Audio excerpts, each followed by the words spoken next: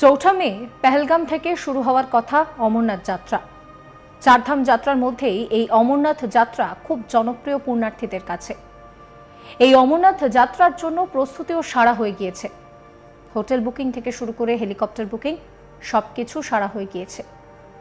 এই পরিস্থিতিতে ভূস্বর্গের পেহেলগামে মঙ্গলবার 22 এপ্রিল দুপুরে জিহাদি হামলা যেন সমস্ত কিছুকে ওলটপালট করে দিল। পুলিশ ও সেনার পোশাকে জিহাদিরা এসেছিল বলে খবর। অনেকে আবার বলছেন যে কাশ্মীরের ট্র্যাডিশনাল পোশাকে পর্যটকদের ভিড়ে মিশেছিল জিহাদিরা। এরই মধ্যে একজন জিহাদির ছবি ভাইরাল হয়েছে সোশ্যাল মিডিয়ায়। ইন্ডিয়া টুডের হাতে এসেছে পেহেলগামে হামলা চালানো এক জিহাদির এক্সক্লুসিভ ছবি। সেই ছবিতে দেখা যাচ্ছে একজন পাজামা কুর্তা পরে হাতে AK-47 নিয়ে এগিয়ে যাচ্ছে পেহেলগামের ভাইসারান ভ্যালির দিকে। এরপরই সম্ভবত নির্বিচারে হামলা চালায় জিহাদিরা। চারপাশ তখন সবুজ ঘাসে ঢাকা। এলাকাটিকে বলা হয় মিনি সুইজারল্যান্ড। তাই হামলার সময় পর্যটকেরা কোথায় গিয়ে যে লুকিয়ে পড়বেন সেটা তারা বুঝতে পারেনি, কারণ সেখানে লুকানোর কোনো জায়গা নেই, ক্রাসল্যান্ড। তাই অকালেই 28টি তাজা প্রাণ ঝরে পড়ল। মৃতের সংখ্যা আরও বাড়তে পারে। আক্রান্তদের মধ্যে অনেকেরই অবস্থা আশঙ্কাজনক। মঙ্গলবার দুপুর 2:30টার সময় নৃশংস এই হামলা হয়। আর এই মুহূর্তে দাঁড়িয়ে জিহাদিদের খোঁজে চিরুনি তল্লাশি চলছে। ভারতীয় সেনা থেকে শুরু করে রাষ্ট্রীয় রাইফেলস ও অন্যান্য নিরাপত্তা রক্ষীরা তারা টহল দিচ্ছেন প্রত্যেকটা কোনায়। হামলার তদন্তভার তুলে দেওয়া হয়েছে NIA-এর হাতে। এদিকে এই হামলার পর কার্যত বন্ধের চেহারা নিয়েছে গোটা জম্মু কাশ্মীর। যানজটে আটকে রয়েছেন বহু মানুষ। পর্যটক থেকে শুরু করে ব্যবসায়ী সকলেই আটকে রয়েছেন। কেউ জানেন না পরিস্থিতি কিভাবে পাল্টাবে। এ নিয়ে আমার কলিগ কুমার শ্যাম ভারদ্বাজ একটি রিপোর্ট দিয়েছেন, দেখুন। After the Pahalgam attack, the routes being diverted, tourists being struck, localites are facing issues regarding there's several works that that's been delayed now. You see, right now I'm here at Chandimat area of Poonch, where 8-kilometer traffic jam has taken place, and approx 250 to 300 vehicles are in queue waiting just for their turn, so they can get rid of this traffic, and also they can move towards the Srinagar side, at Kashmir side. But after the Pahalgam attack has taken place, there's sort of insecurity, there's sort of fear in the mind of people, tourists that have come here, and also the localites which have their small business and are going to Kashmir side are also waiting in queue from last 36 to 40 hours just to get their turn so they can move forward. There are tourists who come from different states.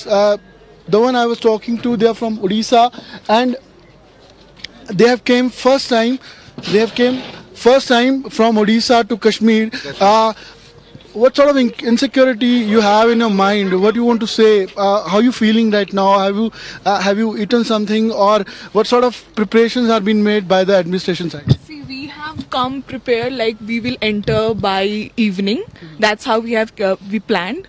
We came out from Katra at around 7, and we thought we would reach Srinagar by 5. So that's what was planned. Then how are we supposed to prepare for dinner and all? We thought that we would reach there and prepare the dinner.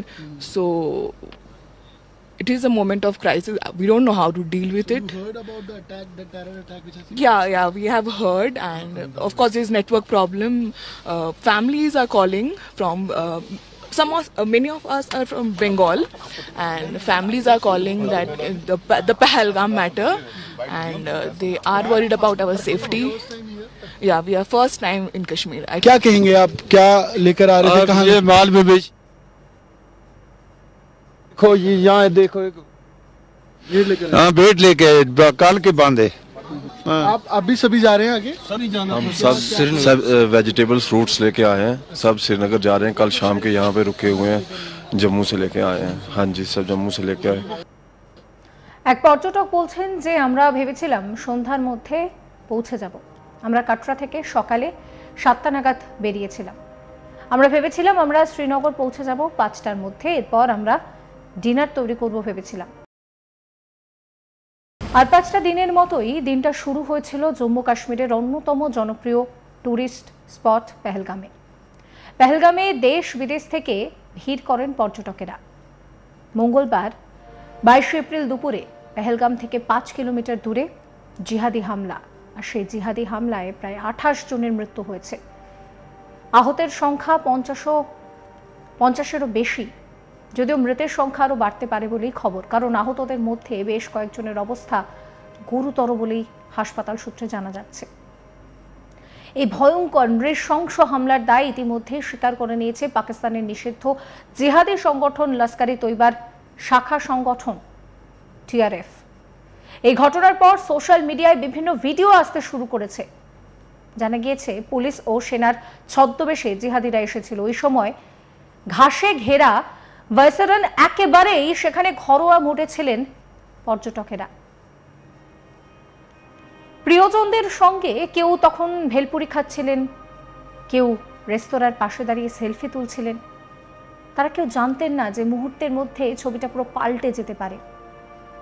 আর এই সময় হঠাৎ করে জিহাদিরা তারা আগ্নেয়াস্ত্র থেকে এলোপাতাড়ি গুলি চালাতে শুরু করে, যার ফলে কোনো কিছু বুঝে ওঠার আগে এই অতর্কিতে এই হামলায় পর্যটকদের মৃত্যু হয়। একজন মহিলা পর্যটক ঘটনার পর জানাচ্ছেন যে তিনি ভেলপুরি খাচ্ছিলেন। সেই সময় হঠাৎ করে জিহাদিরা তার স্বামীকে পয়েন্ট ব্ল্যাঙ্ক রেঞ্জ থেকে গুলি করে।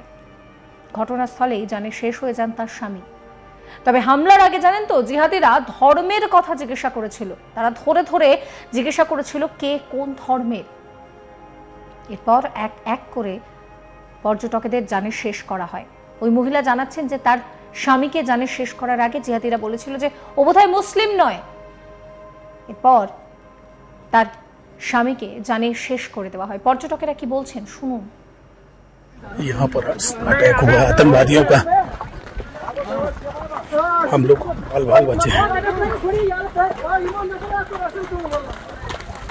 मगर परमात्मा रक्षा करेगा। बुजुर्गों का आशीर्वाद, भगवान की कृपा से जरूर बचेंगे हम। लोगों ने आवाज दी है कि फायरिंग हो रही है और चलते जाइए। बस ऐसे दौड़ा, आगे आगे दौड़ते जा रहे थे हम लोग, और पीछे से लोग आ रहे थे, हमको धक्के दे रहे थे। हम लोगों के पैरों में भी आ गए। फिर उन्होंने मुझे उठाए, बच्चे को, ये मेरा बेटा भी है वो पीछे था, उनको निकाले।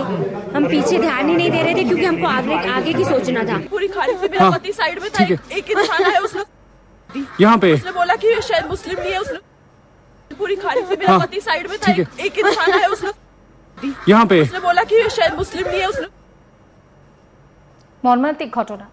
এই ঘটনার যাবতীয় আপডেটের জন্য আপনাদের নজর থাকুক আজ তাক বাংলায়। চ্যানেলটিকে সাবস্ক্রাইব করবেন, নোটিফিকেশনের জন্য বেল আইকনে ক্লিক করবেন, ফলো করতে ভুলবেন না আজ তাক বাংলার হোয়াটসঅ্যাপ চ্যানেল।